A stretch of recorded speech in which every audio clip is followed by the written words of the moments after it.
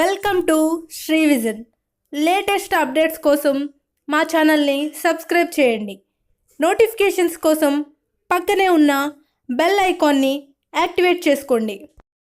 Telugu television యాంకర్లలో Suma తనకంటూ ఒక ప్రత్యేక స్థానాన్ని సంపాదించుకుంటూ తన వాక్చాతుర్యంతో బుల్లితెర ప్రేక్షకుల మనసుల్లో చెరగని ముద్ర వేసుకున్నారు.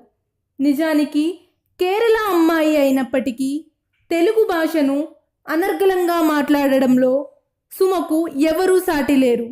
చక్కటి యాంకరింగ్, చిరునవ్వు, అన్నింటికీ మించి ఎన్నో వెరైటీ షోలలో తన సమయస్ఫూర్తితో అందరి మనసుల్ని దోచుకున్నారు. అంతకు మించి ఎంతో మంచి మనసున్న మనిషి కూడా. ఇటీవల తిత్లీ తుఫాన్ దాటికి ఎంతోమంది నిరాశ్రయులయ్యారు. వారిలో ఓ వృద్ధ కుటుంబం ఇల్లు లేక బాధపడుతున్న విషయం తన డ్రైవర్ ద్వారా తెలుసుకుని వారికి విరాళాలు ఇవ్వడమే కాకుండా తానే స్వయంగా వారికి ఇల్లు కట్టిస్తున్నారు. తనకు సంబంధించిన మనుషుల్ని పెట్టించి ఇంటి నిర్మాణం జరిపించడం విశేషం.